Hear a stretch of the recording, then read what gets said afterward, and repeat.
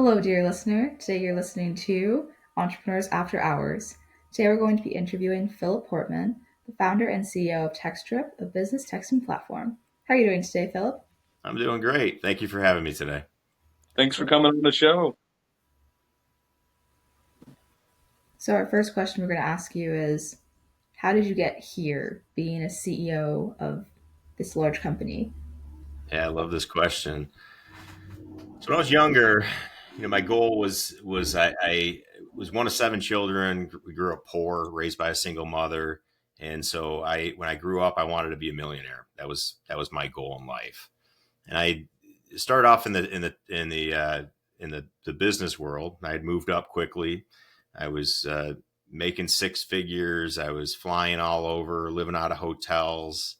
And when I was younger, like seeing the business guys at the airport, I was like, man, that's success right there. Like that, I don't know, the whole idea of like being the business guy and having air miles, they upgrade you to first class and all that. I mean, that was really cool.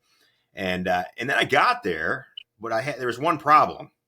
I now had a wife and two kids, and I was FaceTiming with them, and I didn't want my wife raising my kids like a single mother. And so I wanted to be there and be part of them growing up. And I thought, well, you know, entrepreneurship, I can dictate my own hours. I can write my own schedule. I'm not sure if any of your audience has had that thought as well, and then got into entrepreneurship and found out that they were working more than they ever did. But yeah, I was naive at the time, right? So I jumped into entrepreneurship, and I initially started flipping houses. And then on the side, I started this restaurant delivery company, and it expanded very quickly.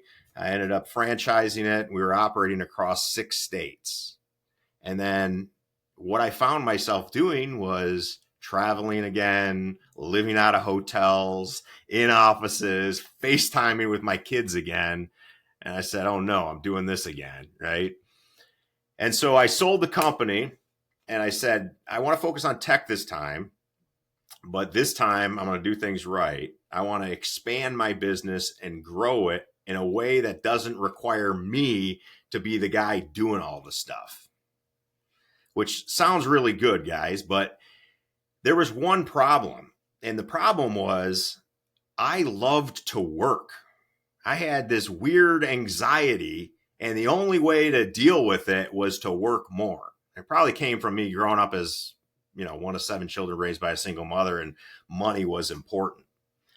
But what I had found was I had reached the level I wanted to. I was a multimillionaire at this point, but I'm still working 80 hours, burning the candle at both ends, and just burning myself out. And I said, why am I doing this?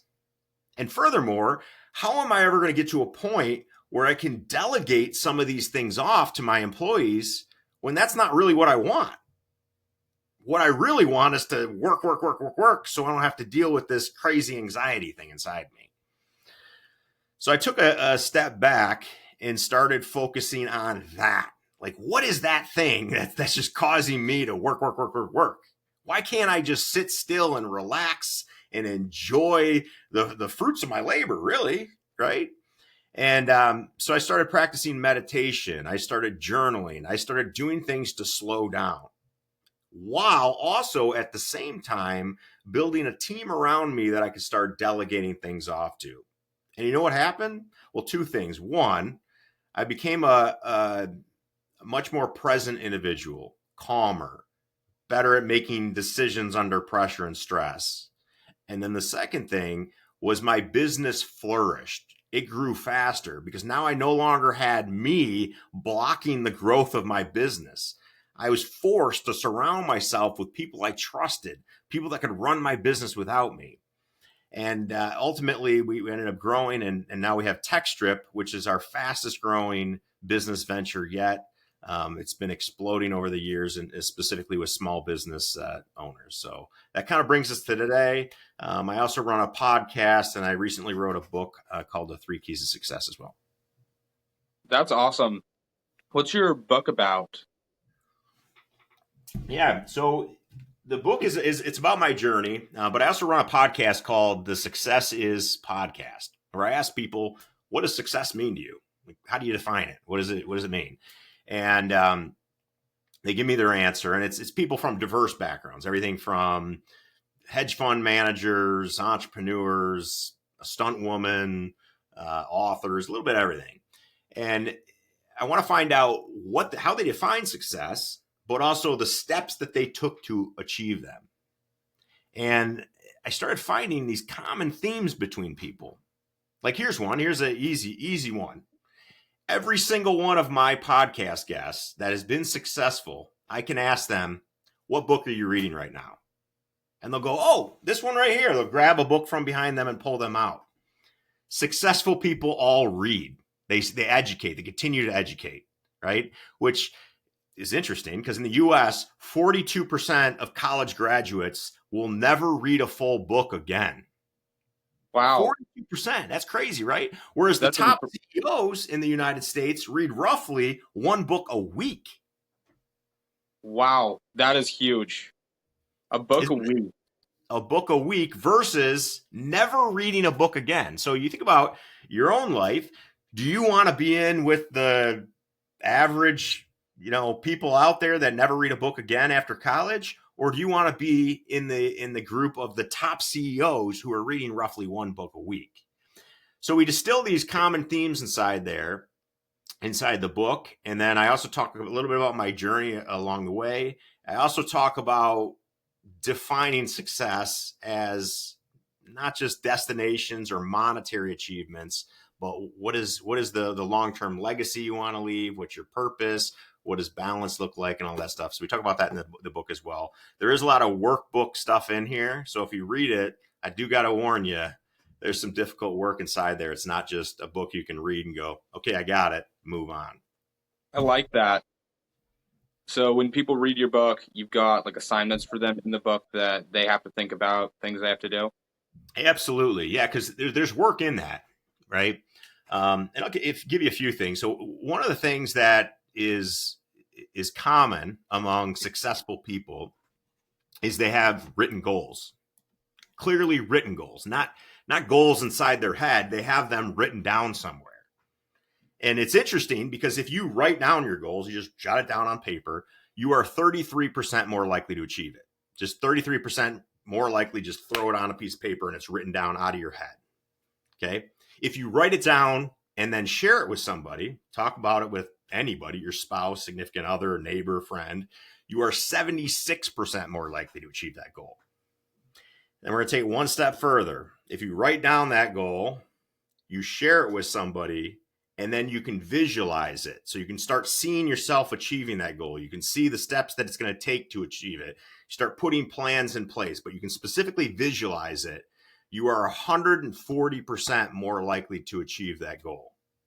So there's tremendous things that happen from actually having written goals. But when you talk to most people and you say, hey, do you have goals? Yeah, I've got goals.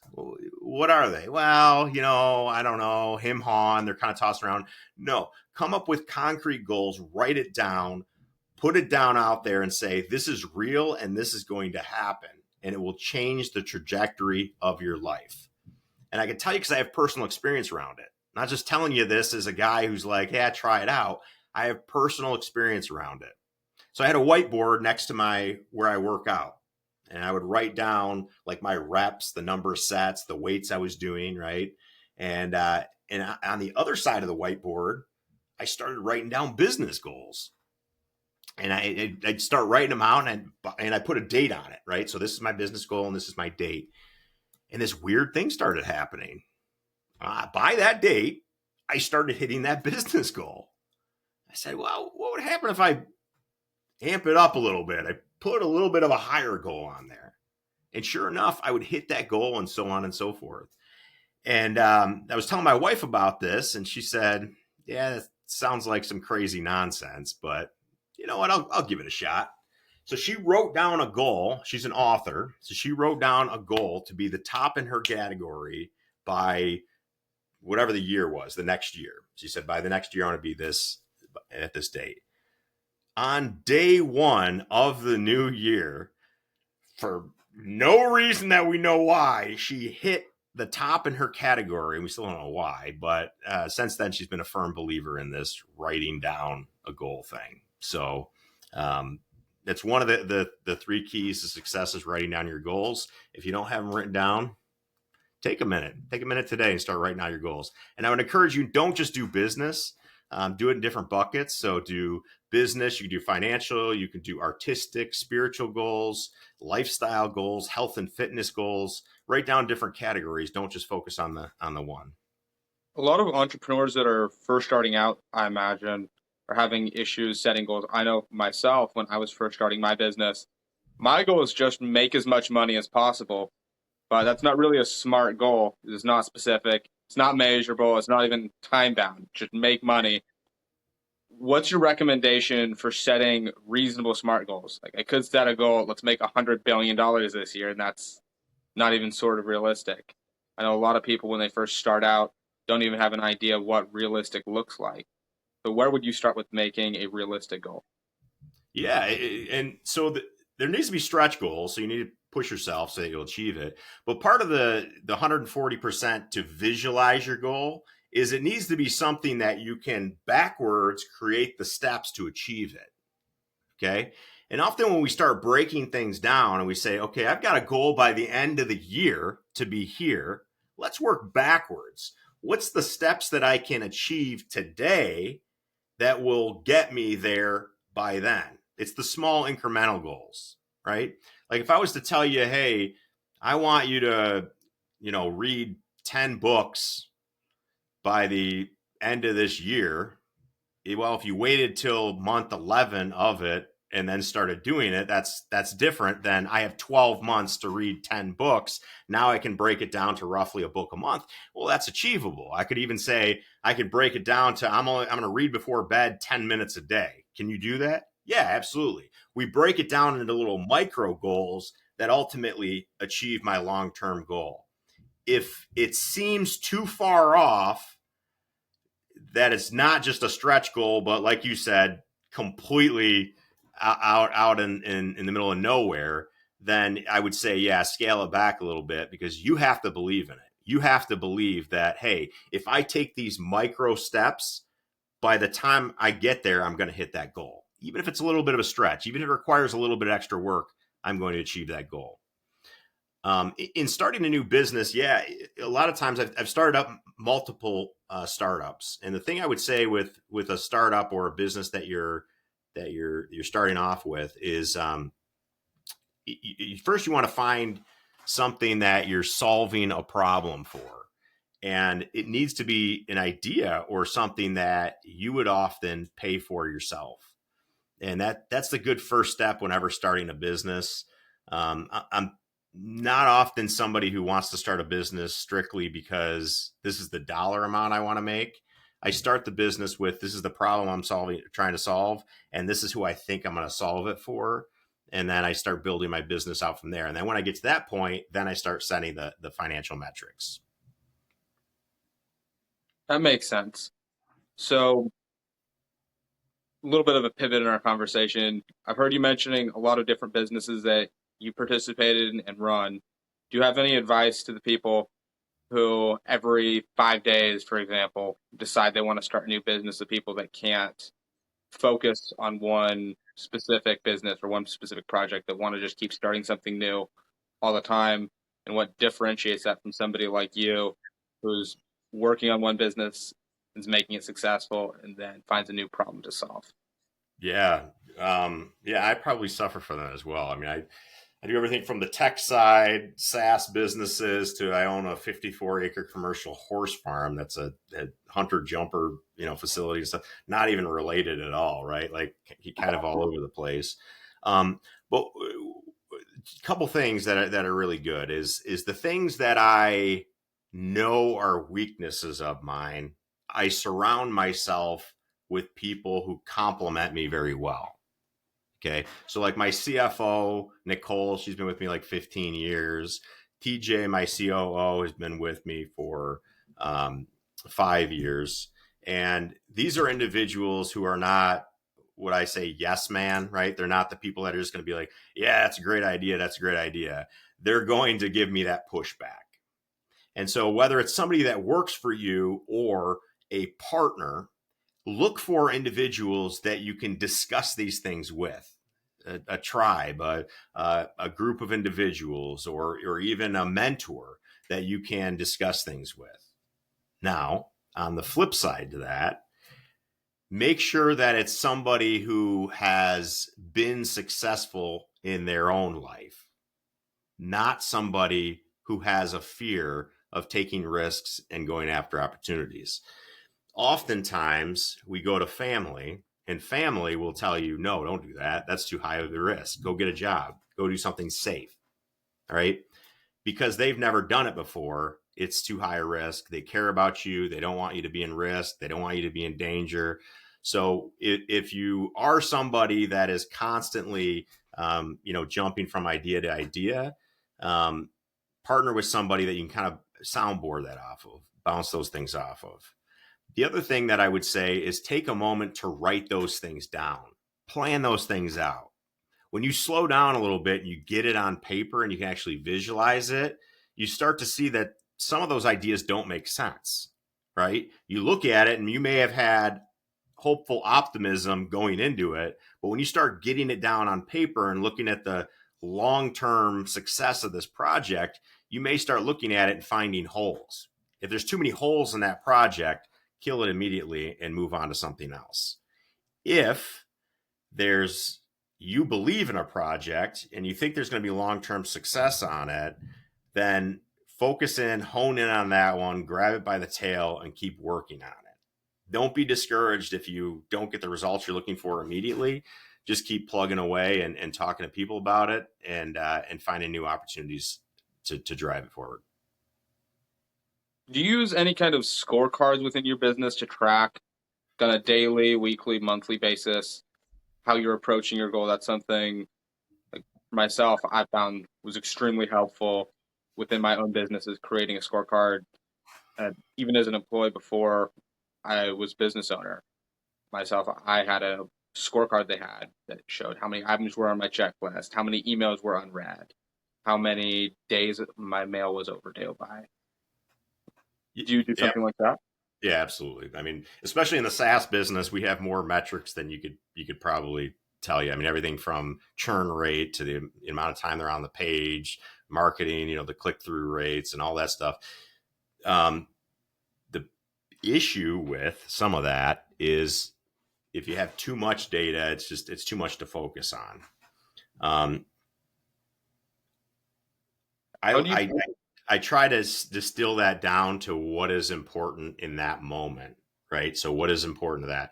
If you're early on, the most important thing that you're looking for is you want to look at, how fast you're growing, your cost acquisition, your churn rate, the things that are going to kill you early on, because really early on, cash flows is incredibly important, right? You don't want to be hemorrhaging money early on when you're trying to start a business. So if you're bootstrapping a business and not spending investor capital, then making sure that you're not losing customers that you're paying to market to is incredibly important. So the closer you can get on those metrics, the better. For me personally, once again, writing things down helps me process the information that I'm looking for. So even though I have incredible scorecards, I can get lost in the weeds with all of the data. So sometimes it just takes me a moment to kind of write down and process and think about how it's aligning to my goals to see where I want to pull the levers that are going to affect the results that I'm looking for. After you start a business, how long do you think it takes before you need to start considering whether or not you made the right decision with the business? I know a lot of entrepreneurs in their first year, I think it's a really high figure of entrepreneurs in their first year, their business goes under. I know that your first year is going to be one of your hardest years starting a business. Is there a point in that year that you realize you're in the wrong business, or that you should pull the plug? Or do you think every entrepreneur in every business, or most entrepreneurs in most businesses, should be able to fix their business and make it work? There's not a good answer for this, and I'll tell you why. It depends completely on the business. I have a business that I paid, I don't know, $10,000 for a few years ago. I bought it, and it's a SaaS business, and it's not making a ton. It's maybe makes like $1,000 a month or something like that. But I do nothing with it. It just sits there and quietly dumps money into the bank account. And it's not a killer business. I mean, it just sits there and trickles. But it's worth having, and it complements some other businesses that I have. So I keep it around. On the other hand, I have a horse farm that 2.5 years in, I've put over $1 million into upgrades on it, and it is absolutely hemorrhaging money. I think by year 5, I'll probably be at break even. If I was intelligent, I would never have gotten into the horse farm business in the first place. But you would say something like that. I'm taking the capital that I have and just essentially converting it into real estate, right? Like the money's not going away, because now this property that I bought for X is worth 2 to 3 times what I paid for it, right? So my money isn't disappearing, it's being converted into a real asset. So the thing I would say is there's not really an easy answer to that. It depends on the type of business, depends on the amount of time that you're investing in it, right? If I have 10 businesses that are all making me $1,000 a month, right? But it requires, maybe only an hour or two a month of my time, then yeah, maybe that's probably worth my time, continuing. So there's a lot of variables in it. The thing I would say is get a mentor, get somebody that has done it before and talk to them about it, and they'll help kind of walk you through it. Once again, make sure it's somebody who has seen a level of success in their, specifically in entrepreneurship or in business, and discuss it with them. Weigh out the pros and cons compared to what you're doing, and then come to a discussion. But there's not a blanket formula, because it depends on too many factors. What type of business it is? Does it have real estate? How much of your time does it take?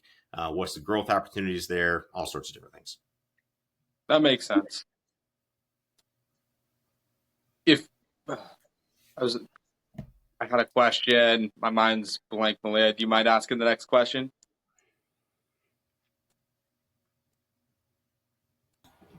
Not at all. I was just muted since we live off of a highway. But I'd say if you could give advice to the young entrepreneurs watching this right now, you were to say, what field or industry do you think is the best to get into for your first business in this climate? Ooh, that's a good one. In anybody in entrepreneurship, get into something that you're incredibly passionate about. I'll tell you what I'm looking for right now.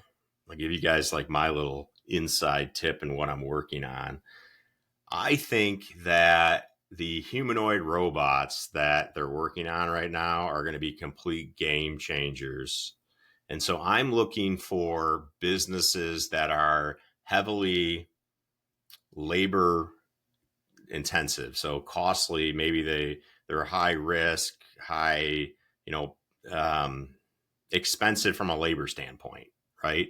Because I think in the next 5 years, a lot of those industries, specifically the dangerous ones, are going to be replaced by these humanoid robots. I'm not sure if you guys have seen it, like Tesla's Optimus and what some of these Chinese companies are doing, but they're getting exponentially better year over year. And it's just a matter of time before we start introducing those into the roles that nobody wants to do, right? So if you can find an industry that has a job that nobody really wants to do, but there's people willing to pay money for that to be done, I think there's a huge opportunity, because you're talking these humanoid robots, $20,000 to $30,000 to purchase. It's basically you can't even get a car for $20,000 to $30,000 now, right? So the price point is great, and then you're not paying for that labor long term. So that's kind of the industries that I'm looking for right now. But once again, make sure it's something that you're passionate about. Make sure it's something that you are knowledgeable about, and it's something that you're not going to be afraid to get into when things are not going well, right? When everything is chaos, which is inevitable in entrepreneurships. When things aren't going the way you expected them, are you still going to be excited and passionate about that? And that would be what I would say to look for when you're trying to decide what direction to go into. Are those robots going to take a lot of jobs, do you think? Possibly, but I think it's jobs that people don't really want. They don't really want to do. I'll give you the horse farm as an example, right? There's all sorts of jobs on the horse farm, right? There's fixing fences, there's, training horses, there's giving lessons and stuff like that, right? But there's also cleaning stalls, shoveling manure, right? Nobody wants to do that job. You're shoveling manure all day long. It's a repetitious task. It's over and over. It's repeated. And nobody wants to do it. They do it because it's part of the job. It's part of, taking care of the horses and grooming the horses and leading them out and feeding the horses and all that stuff. But there's also just literally shoveling manure. So if that type of task can be automated and a robot can do it, there is going to be nobody at my farm that's upset about losing that specifically. I think what we found with technology over the years is that jobs that are replaced, jobs that are taken, there's new jobs that spur out of that we never could have imagined, right? Like you talk about what the computer did, and in an office, you used to have a secretary and they would dictate and they'd type up notes on a typewriter and all that stuff, right? That job is obviously gone. But what has come out with the result of computer things that we never would have even guessed that would exist out there, right? Like the features around it, the software developers, the cybersecurity, fiber optics, like all of the stuff that we never would have thought that would have came out from it.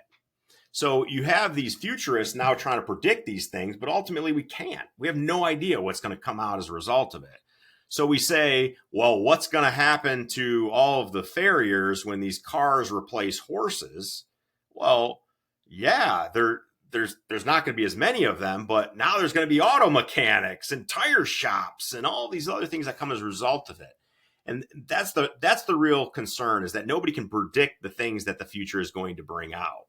And so I was at my physical today, and I was even talking to my doctor about this, and he said, yeah, they're telling us that in the next few years, doctors are going to be replaced by AI.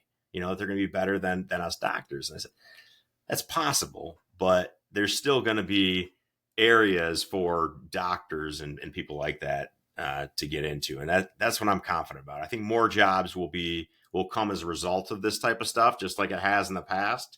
Then we'll be taken over by him. That's an interesting perspective. I think a lot of people have been missing that. There's like everybody with AI especially is always talking about how they're going to lose their jobs. Every job they say is going to disappear except for the trades. Sounds like with the robots though, some of the trades may be coming under attack. It's going to be really interesting to see what jobs come next. With the robots that you're working on, what kind of jobs do you think that's going to generate? Yeah, I mean, anything a human can do. Oh, it will generate. Yeah. So that's a great question. So the thing that we don't know is we don't know what industries will come as a result of people being able to not have to do that type of work, if that makes sense. So we focus only on this job is replaced by this. What happens to this? Okay. But what we don't see in the bigger picture of things is like, okay, automobile came along. Yes, it replaced the horse, but now you have tourism. Now you have parks. Now you have leisure activities. Now you have all of these other things that exist because the automobile allows people to do more, be more efficient, work farther from their office, things like that, right? So I don't really have an answer to all of the jobs that are going to open up, but I have faith based on the history of technology and human advancement that there is going to be things that we can't even imagine right now, opportunities that we can't even imagine that are going to come out in the world, where the things that we don't want to do or are too dangerous for people to do are no longer something that we're required to do. So people will always find new activities, new things, new opportunities. That's the beauty of it. Specifically, entrepreneurs. Entrepreneurs will always find a way to make new things happen and build business. Yeah, it's really interesting how business owners have been able to find so many ways to solve complex problems here out there, solving the issues of dangerous jobs by finding robots that can do the jobs for them. That's Yeah. super cool. How do you feel, or how would you say that somebody who's looking to get into business should start with trying to solve problems? Like, if we took a 20-year-old like Malia or me off the street, we're both in our early 20s. If you took somebody off the street who's in their early 20s, let's say they've got $10,000 to their name, they can't get into robots. There's too much capital they're going to need there. Where do you think that you recommend that they start trying to create something? Yeah. Start with finding the need. I mean, it or something that you're passionate about. The beauty of like where we are in this day and age is there's far more opportunities available than you possibly realize. And people get fixed on like the what I don't have versus the what I do have. And I say you could right now go out and start cleaning people's houses with nothing, like a vacuum cleaner and a rag or something like that. I mean, you don't need a whole lot to get started cleaning people's houses. And if you do it really well, better than everyone else, you will get a lot of clients. And then you focus on the next thing, which is I want to hire people to start doing this so that I can grow this business. You already have cash flow coming in, you hire those people, you expand that business, and so on and so forth. We could use this formula for a variety of different things, everything from an online business to painting to detailing cars to whatever. You are finding an opportunity in your market, something hopefully you're passionate about doing, and find a way to get into it at a low entry point, mostly your time. When you're starting off, you don't have a lot of money and you don't have a lot of knowledge, but what you do have is time. So you're going to use your time to learn the knowledge and to get the money. Eventually, you will buy back your time with the knowledge and the money so that you can do other things. But expect when you're early on in entrepreneurship, you are going to be putting in a lot of hours because you're learning, you're building your business, and that's the one thing that you do have is time. I would encourage you, if you are in your 20s and if you're fortunate enough to be living with your parents or something like that, that is the best time to start a business. Take risks, jump out there because you got nothing to lose. It is much harder to do that once you got a family, you got bills, you got a job and all that stuff.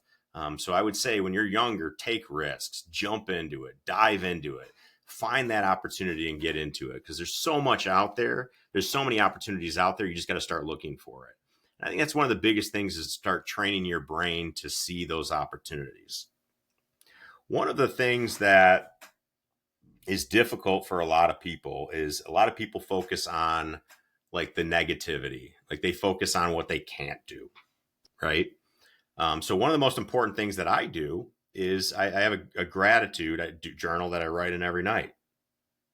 You have to purposely focus on the things that you're grateful for. What you'll start realizing is that you are far more blessed than you realized. And then when you start digging a little deeper, you start realizing that you are far more capable than what you realize. Every single person gets in these modes where they think they're an imposter, think that they're not capable. But when you start digging into it, you realize that you're far more capable than you realized. I got a quick story on this. My son, when I think he was 8 years old, comes to me and goes, "Dad, I got a terrible memory. I can't remember anything." What do you mean? You're my son. You're clearly smart. He said, I'm just struggling. I can't remember anything. I said, well, first of all, don't say you got a bad memory. That's just not true. I said, I'm going to prove to you that you have an amazing memory. So I said, look at this grocery list we got on there. And there's 30, 40 items on the grocery list. We live out in the country. So when we go grocery shopping, we got to buy a whole ton of stuff. I said, I'm going to teach you how to memorize this entire grocery list, and we're going to go shopping off your memory when we go to the store. And he said, like you probably are thinking, that's impossible. There is no way that I'm going to memorize like 40 items and then not miss a single thing at the grocery store. Oh, we're in trouble here, right? Well, what I taught him is a technique called the memory palace. You guys heard of this? Yes, I have. Yeah. So a memory palace is a familiar place that you walk along and you drop these items along the way. So in our situation, we walked up the driveway in our mind, and right on the driveway, there's a giant jar of pickles leaking down the driveway. You could smell the pickles, right? And we got to the garage door, and it was a waffle. Like our garage door was a waffle for frozen waffles. And then we walked around the front of it through the sidewalk, and we were, trudging through hair, my wife's hairpins, right? And we got to the front door, and it was squishy tomato, right? Well, we did this with all of the items walking through the house, and it only took about 5 minutes to go through. And then we went to the grocery store, and we got every single item off of my son's memory. And the point was, did he have a terrible memory? No, he had an amazing memory. However, he was using the wrong technique. So if you apply the right technique to whatever it is you're doing, you are capable of amazing, amazing things. So stop telling yourself, I can't do that. Instead, change it to, how can I do that? What technique can I apply to this? Where can I find the information to help me with this? And when you start changing that type of outlook, the world opens up to you and amazing things can happen. That's awesome. So for a new entrepreneur, what skills and techniques should they be developing? Like, for just the average entrepreneur, what skills and techniques do you think should be developed and prioritized? Without a doubt, mental resilience. Mental resilience in business. In my book, I call it arrogant confidence. Arrogant confidence, I specifically say, because it's a level of confidence that to you seems arrogant. It doesn't seem like your normal level of confidence. Steve Jobs once said, he had this realization that everything in the world was built by ordinary people like you and I. Everything from skyscrapers to these bridges to these fantastic businesses. All these people that built it were no different than you and I. But I would say there's one thing that they had, and that's the confidence to go out and say, I can do this, right? I'm going to figure out a way to do this. I can do this. That's the thing that I think holds most people back. So if you can work on your own mental resilience and confidence, I think it's the biggest difference in business. If you're going to a customer and saying, I'm the one you should be dealing with, they need to feel that confidence. If you're going into investors and you're saying, invest in me, they need to feel that. If you're going to hire employees and you're saying, hey, leave your job and come work for me, I'm the best choice for your future, they need to feel that confidence in you. So that confidence, that mental resilience is something that you need to build as a business owner. I do talk about steps you can do inside the book to work on that. But, working on that yourself is something that is incredibly important. And I would say most of the successful people that I've met have fostered that resilience, that confidence. They put on that hat of arrogance when they need to, and it's done them very well. I have noticed that I feel like a lot of business owners just radiate confidence, especially the really successful ones I've met. Elon Musk, he's also clearly very confident in everything he can do. He's put rockets into space, has been able to make the rockets land when they come back down. So for him Yeah, building a robot, absolutely. He almost has. He talks about his. He's on the spectrum, right? But so he almost has a. I wouldn't call it a disability around it, but he almost has a mental direction for not knowing that he can't do something. Like, think about that, right? If you could just shut off that part of your brain that says, "Yeah, you can't do that," what would you do, right? Like, if you could get up in front of a crowd of 500 people and talk without having the jitters and stuff, right? Without that concern, what could you do, right? If you could sit down and just start writing a book because you didn't know you couldn't, what could you do? And that's exactly what you're talking about with Elon Musk is he has this thing that's just like he doesn't know he can't do it. So he does it. yeah, that's very interesting. Okay, so Malia, do you want to ask the last question? You're better at talking than me. Sure, but I want to add a little comment to the last bit though. It reminds me like how, according to science and stuff, bumblebees should not be able to fly. It's at the beginning of the Bee movie, but they don't care what physics say. Even if they're fat and their wings are too small, they fly anyway. And having that mentality in life takes you pretty far. I love it. Absolutely. You guys know what the Dunning-Kruger effect is? No. So you get a chance, you can look it up, right? But I'm going to paraphrase it basically, but it talks about how people who don't know about a subject are overly confident and they lack knowledge in it. Okay. But conversely, on the other side, people that have high level of understanding in a subject um, think they know less than they do. So essentially, it's like the people that don't know anything they're talking about come across as they do, and everyone believes them because they have this level of confidence. Whereas the highly intelligent people question themselves, as they should, because they realize that their understanding on that subject is so limited. That's something we all need to keep in our mind, is that it's not that you need to force that confidence, because if you do understand it, the Dunning-Kruger effect is going to be in place and you're going to think you're far less confident about the subject, even though you're probably one of the most knowledgeable people on it in the entire world. Does that make sense? Yeah, Yeah, and it's an incredible thing about humans. So oftentimes the people that are most confident that we're following and they seem like experts on it are actually the least knowledgeable on that subject. Whereas the people that we should be listening to are like, yeah, maybe I'm wrong on this. I don't know. They just don't display the confidence. And that's why oftentimes you have to force that confidence if you are one of those knowledgeable people. Mm-hmm. Love that. Well, as one of our closing questions, if you could go back maybe 20 years, whenever you started, what would be a piece of advice that you give yourself other than don't buy a horse farm? Yeah, definitely don't buy a horse farm.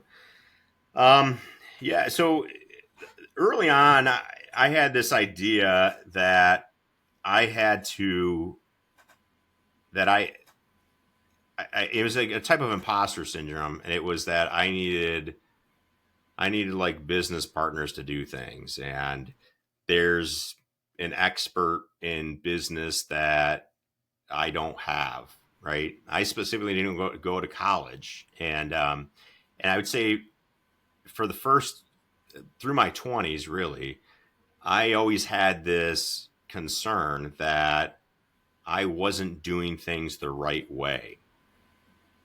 And it it plagued me for a while, and I spent a lot of money because of it. So, for an example, when I was doing the food delivery business, we were doing things on social media that nobody else was doing, and I thought what we were doing was wrong. Even though it was working, I thought it was wrong. I don't know why. It seemed very grassroots and stuff, but I thought it was wrong. So we hired a company, and I paid them hundreds of thousands of dollars to do my marketing. And they had worked with the big auto companies here in Detroit. And what do you think happened? You probably made a lot less money. It was terrible. Didn't go well at all. I wasted a lot of money to only find out that what I was doing at the time was ahead of its time. What I was doing worked. And so I had this idea that, well, I'm young, I'm scrappy, I'm doing things the wrong way, when realistically I was creating something that didn't exist yet. And years later, we would find the big companies mirroring what I was doing on social media and stuff like that. I was ahead of the time. And it was one of the biggest things that I had early on was I was this imposter syndrome. And then once I realized after working for big companies is all of these people are just figuring it out. Nobody has the answers, specifically with marketing. They're figuring it out. They're winging it. So believe in yourself, have the confidence, and figure it out. You are far more capable than you give yourself credit for. Love that. Amazing. Well, is there anything that you'd like to mention you have going on right now? Other than maybe like your podcast, website, any new books coming out? Yeah, absolutely. So if you want to follow my podcast or if you want to get a copy of my book, you can go to philportman.com. That's philportman.com. You can find me on all the social media sites. Just look for Phil Portman on there. You want to follow me on any one of them, I appreciate it. You can also message me if you have any questions about anything or just want to talk entrepreneurship. If you are somebody who is thinking about getting into text marketing because you found that SMS or text marketing has a 45% response rate compared to 6% for email, that it has a 90-second open rate, and all these other fun facts, go to Textrip.com. You can schedule a live demo with one of our demo specialists completely free. They'll get on the call with you and show you how to use the platform. Once you come on board with us, they'll walk you through how to set up your own account, how to craft messaging that's going to get the best results, all of that stuff. Just go to Textrip.com and you can do all that through there. So philportman.com or Textrip.com. Amazing. This has been so much fun. We've enjoyed speaking to you and hearing all this amazing insight. Well, thank you. Yeah, thank you. You guys, it's been a lot of fun. So some great questions. So thank you for that.